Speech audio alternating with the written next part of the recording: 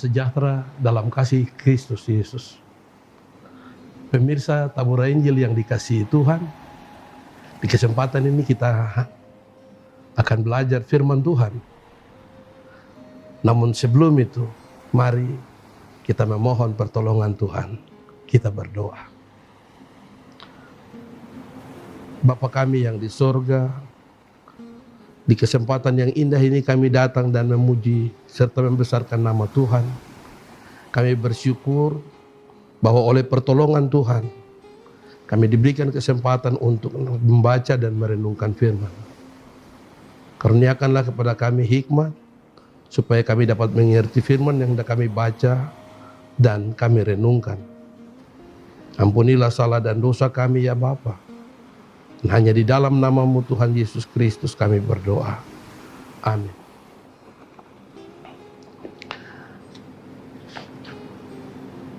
Bacaan firman Tuhan bagi kita di saat ini terambil dalam kitab Yehezkiel pasal 36 ayat 25 hingga ayatnya yang ke-27. Aku akan mencurahkan kepadamu air jernih yang akan mentahirkan kamu dari segala kenajisanmu, dan dari semua berhala-berhalamu aku akan mentahirkan kamu.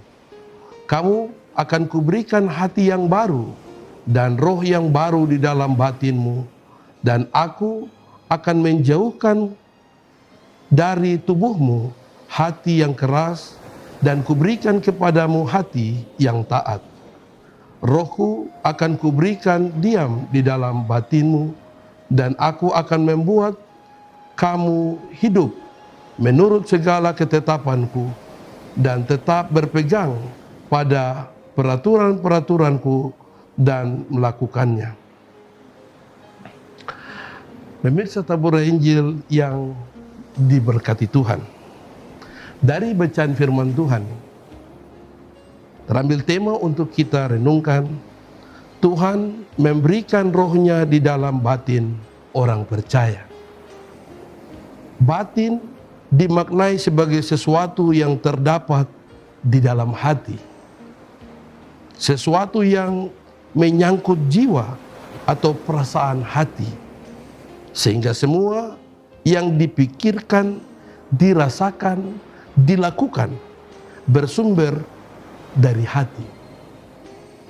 Hati merupakan pusat dari emosi atau perasaan dan keinginan manusia. Dari hati, semua keputusan penting tentang hidup, iman, dan cinta dibuat serta diputuskan atau dapat diambil. Pemirsa Tabur Injil yang dikasihi Kristus, secara keseluruhan kitab Yehezkiel pasal 36 memberikan penjelasan kepada kita semua tentang bagaimana Allah memberikan motivasi, tapi juga harapan kepada bangsa Israel yang dibuang ke Babel karena dosa ketidaktaatan dan ketidaksetiaan mereka kepada Tuhan. Tetapi Allah kemudian berinisiatif membaharui dan memulihkan dengan menyatakan janji pemulihan melalui Nabi Yehezkiel. Dan itu bukan berarti karena Israel telah hidup berbuat baik kepada Tuhan Allah dan mereka sudah melakukan hal-hal benar bagi Allah sehingga mereka dipandang layak atau pantas dipulihkan oleh Tuhan. Tidak, saudara. Allah melakukan semuanya ini semata-mata karena Allah ingin menguduskan namanya. Mengapa? Karena ketika bangsa Israel dihukum, pada saat itu Allah dianggap sebagai Allah yang tidak bisa menepati janji. Allah dianggap tidak menepati perjanjian dengan Daud, sehingga Allah membiarkan Israel ada di dalam tawanan bangsa asing atau bangsa yang tidak mengenal Allah dan akhirnya mencemooh Allah. Oleh karena Allah itu adalah Allah yang kudus, sehingga sekalipun Israel adalah bangsa pilihan Allah, tetapi ketika Israel hidup di dalam ketidaktaatan atau ketidaksetiaan, maka Allah harus menghukum mereka dengan cara mereka dibiarkan untuk ditindas oleh bangsa lain. Dan Allah juga tidak akan membiarkan bangsa-bangsa kafir itu berpikir bahwa Allah Israel adalah Allah yang tidak berkuasa, sehingga Allah akan bertindak untuk kembali menyelamatkan Israel dengan segala tangan kekuasaannya. Sehingga nama Allah Yahweh Israel harus ditinggikan.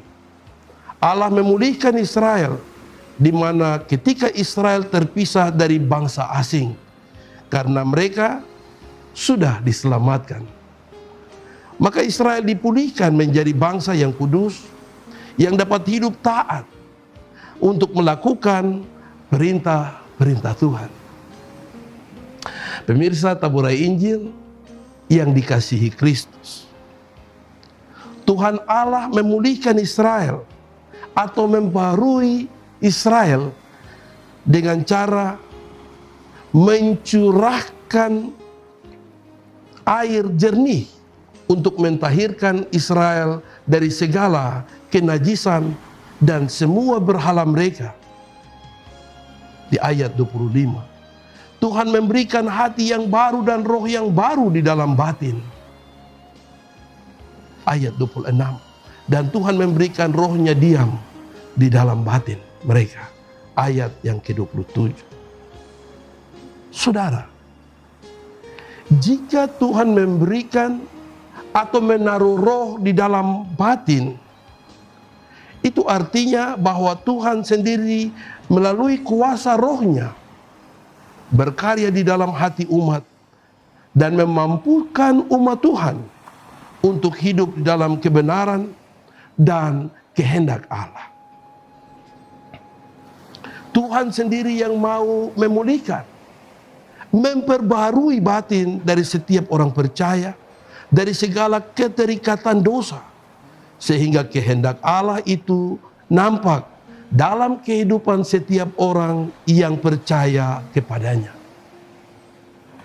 Dan penting untuk selalu diingat bahwa pembaruan batin itu bukan dikerjakan oleh manusia atau bukan karena usaha manusia, tetapi semata-mata adalah anugerah Allah bagi manusia. Pemirsa Taburai Injil yang dikasihi Tuhan, menjadi orang percaya atau disebut sebagai anak-anak Allah, hal ini merupakan sebuah anugerah yang besar. Karena Tuhan Yesus pernah berkata, bukan kamu yang memilih aku, tetapi akulah yang memilih kamu. Yohanes pasal 15 ayat 16a. Dan sebagai anak-anak pilihan Allah, kita juga telah mengalami pengudusan atau penyucian dari dosa oleh darah Yesus Kristus. Oleh sebab itu, Allah juga mengaruniakan rohnya di dalam batin kita. Sehingga ketika roh Tuhan itu menjiwai hidup kita, maka kita pun akan hidup dalam kebenaran dan ketaatan pada segala titah atau perintah yang disampaikan pada kita melalui firman-Nya. Oleh sebab itu, mari jangan sia-siakan anugerah Tuhan. Jangan sia-siakan anugerah Allah dalam hidup kita.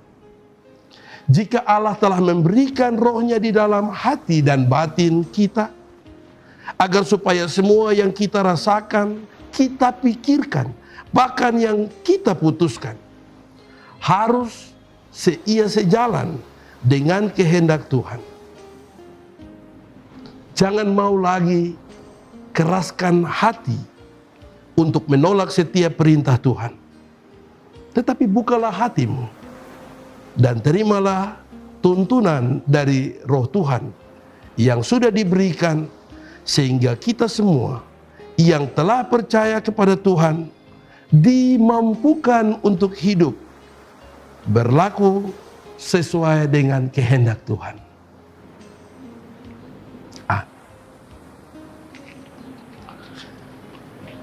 Pemirsa Tabur Angel yang diberkati Tuhan, mari kita menghampiri Tuhan di dalam doa.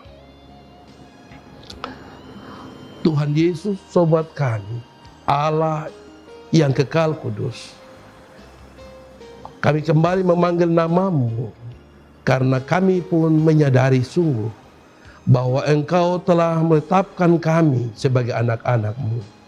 Roh-Mu Kau curahkan bagi kami untuk memimpin dan membimbing langkah hidup kami. Kiranya Kau senantiasa berikan kami kemampuan untuk dikuasai dan diatur oleh Tuhan, sehingga hidup kami hari lepas hari senantiasa memuliakan nama-Mu. Tuhan, berkati setiap pemirsa Tabura Injil dimanapun mereka berada.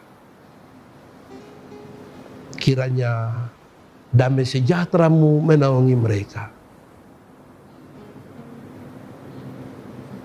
Allah di dalam Kristus Yesus, berkati pula siaran Tabura Injil ini, hingga dapat menjadi alat perpanjangan Tuhan, perpanjangan tangan-Mu,